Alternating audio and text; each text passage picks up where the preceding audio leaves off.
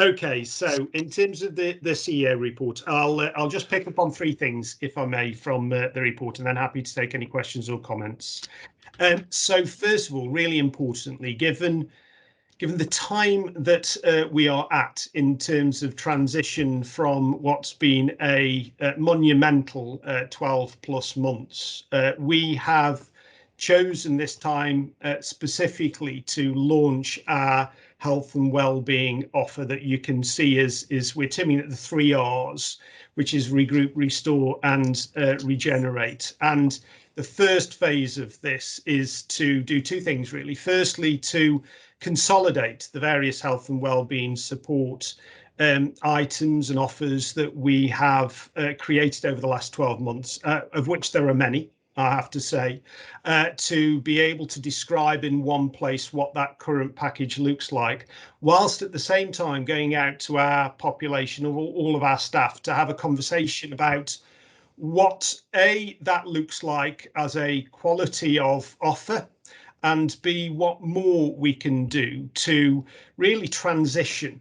So the regenerate word is used for a reason, because it's about moving from the last 12 months that have been really pressurized in many regards to a fresh start, as it were. So what is it that we can offer each and every one of our staff that will create that energy, that freshness to be able to move springboard through 2021 and into 2022. Shajida is leading the initiative, ably supported by various members of the senior team. But I personally think it's a massively important initiative and incredibly timely, given where we are with the vaccination rollout and the time of year. So watch this space in relation to that. And I would recommend people get involved in those conversations, whether it be indirectly or directly.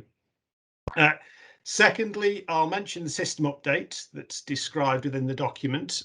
So we are, as I mentioned, sort of a transitional world with the health and wellbeing item a moment ago. We're kind of in a similar place with the system piece, both in terms of locally and nationally. So we are awaiting guidance in relation to a number of aspects of system development. That's national guidance. One element of that is place, so our ICP progress. Another element is provider collaboratives. Another element, for example, is on system recruitment to ICS posts. So we are in a bit of a hiatus at the moment, but that doesn't mean that work isn't going on behind in the background across things like the ICP agenda and the bits that we mentioned a moment ago.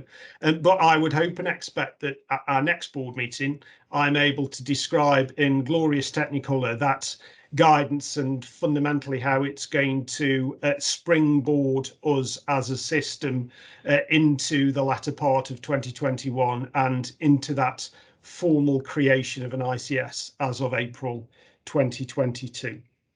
And then the third item I'd like to pick up is, again, to an extent linked to the health and wellbeing piece I mentioned at the start, which, as you'll see, is a recruitment campaign that we have launched. What I would add is that it's the first of a number of recruitment campaigns, resources that we are getting out there.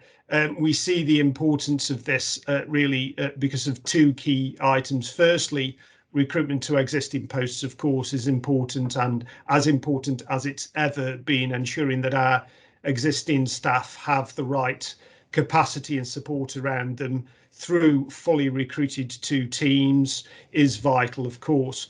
But also, as we mentioned a moment ago, the transformation programs that we've got are creating a number of posts across the organisation over the next couple of years that it's all well and good designing and developing the services, but of course if you haven't got the staff to staff them, then it's pretty pointless. So that pipeline to appoint to those new roles, new posts, those transformation opportunities is vitally important. So we are putting an emphasis over the next few months on recruitment to ensure that we both fully recruit to our existing vacancies, but also are able to recruit in a timely manner to those new transformed services and roles.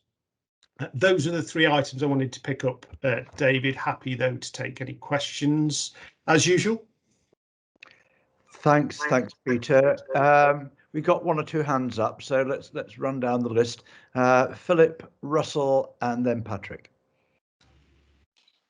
Thank you, Chair, and thank you for that feedback, Peter. And I know that you indicated that you'll have more to say to us about the development of the ICS in next meeting. But are you able to say anything? I'm interested in particular around the reporting arrangements around finance, performance and quality, because as we move out from our own narrow footprint as an organisation and start to work more closely with our peers throughout the area, we'll start to be very interested not only in our own performance on all of these metrics, but also those of others. Are you able to say anything about the way that's likely to evolve? So to an extent, Phil, is perhaps what I'll start with. So capital allocations have now for a while been allocated at system level, and so we've for a number of months now been having those conversations about within the system allocating out capital allocations, and revenue allocations remain devolved down to CCGs and sit within organisational contracts. So some movement has occurred to system level allocations through that capital process. I suppose for me, the key driver to this is our ICPs and our place arrangements. So we now have allocated to each place senior finance leads. We have indicative budgets allocated to those places as well. It is quite difficult, to be fair to the likes of Midlands Partnership and other large organisations that not just extend to entire ICSs but straddle ICSs, to disaggregate their budgets down to place. It's not easy. It's doable, don't get me wrong, but it's not easy. So, but we are in a process of attempting to disaggregate expenditure by provider down to place, as well as that income piece, which is easier to do because, of course, historically our CCGs in Staffordshire, 6 of them have been coterminous with those 3 places. So we've got the income aspect disaggregated. The expenditure aspect is work in progress, but none of that stops transformation work, developmental work occurring, because transformation should be orientated around improving the quality and hopefully the amount of services that need to be provided. And in that regard,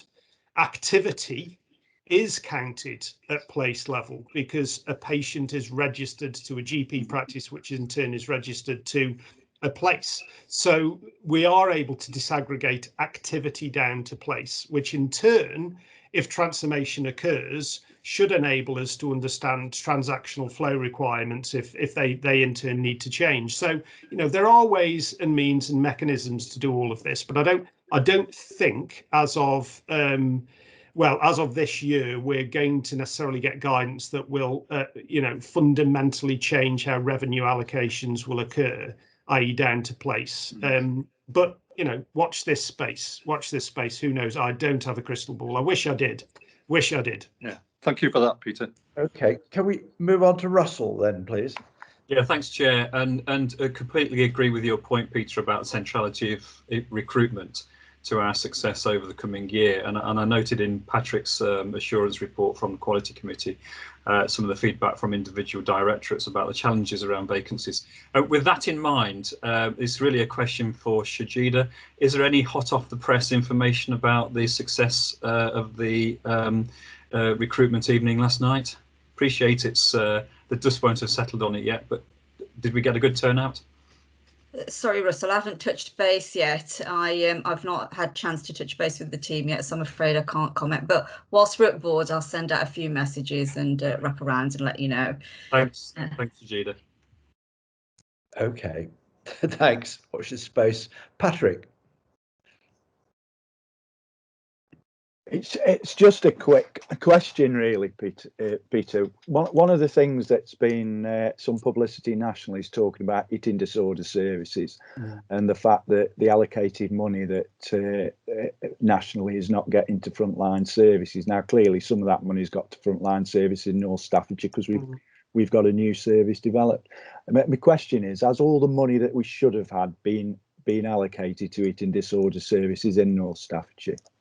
So my understanding is the simple answer is yes. Jonathan, Jonathan's got his hand up by the look of it, so he'll be able to add context and hopefully not contradict too much what I've just said. So the answer, Patrick, is yes and more. So for our patch, obviously we've had a significant allocation last year for adult eating disorders, and we've just secured a significant allocation this year for children's eating disorders and young persons. So we got about £500,000 last year that's come through from mental health investment standard monies for adult eating disorders, and for this year that we've just come into, we'll be getting £492,000 exactly for children's eating disorders. That's coming out of a mix of spending review money of the additional 500 million nationally that's been allocated to mental health, and also an element of local sustainability development money as well. That's they're badged as different pots of money, but the answer to your question is absolutely, and I know to the £1,000 how much money we're getting. So I hope that's reassuring. That provides me with the assurances I wanted. Thank you very much. It's great. Okay, thank you. No more questions, I think, for Peter, so we can move on.